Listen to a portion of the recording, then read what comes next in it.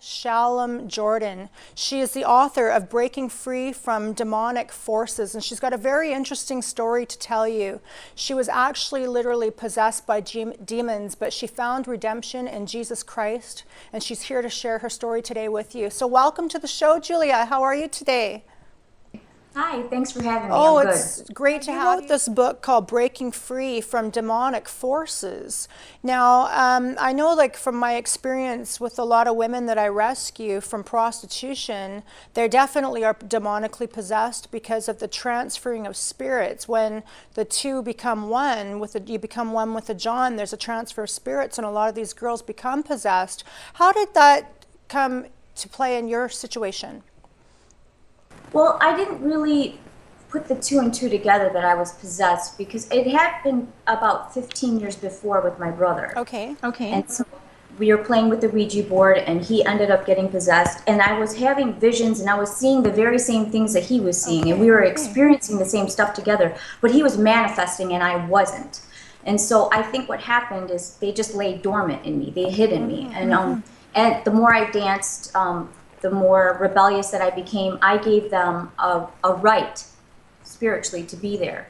And so over time, I did want to quit. I started reaching out for God, and the minute that I started kind of calling out to God, there was basically an eruption of demonic activity. Let me back up a little bit there, because you said something that caught my interest. Was you said that once you were exotic dancing, that you gave the demons a right to be there. Can you elaborate on that for me, Julia, please?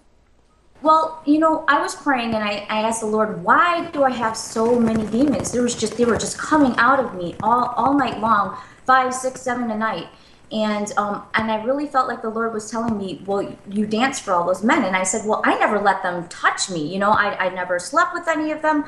But he really brought this to my head, is that there was an exchange of money. I gave them permission to, and therefore they had bought me. And in God's eyes, you know, I legally prostituted my body as for sexual favors, you know, for them to fantasize. I gave them permission. You know, that's absolutely true too, because the Bible clearly states that if you're lusting in the mind and the heart, you're still sinning, regardless if you're sleeping with the person or not. So you gave them access to your body and to lust over you by allowing them to watch your nude body dancing and stuff like that. So how did the demons start manifesting? You said you saw several demons manifesting that one day. How are they coming about to manifest?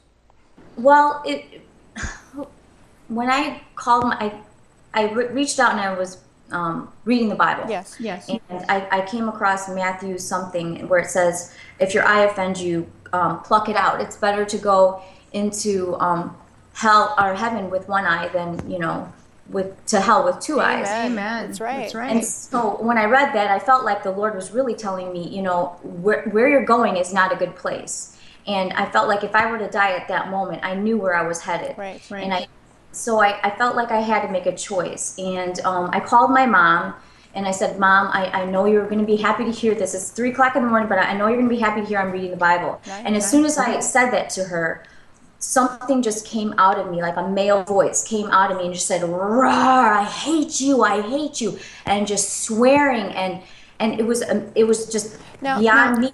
I did not call to shout at my mom. Now this is you know what a lot of people see. They watch the movie called The Exorcist when the girl was in the movie and her head was spinning and she was literally had men's voices coming out of her, multiple different voices, and people tend to think that kind of thing only happens in the movie. But from your experience and what I've also seen, I've come across people myself that were demonically possessed.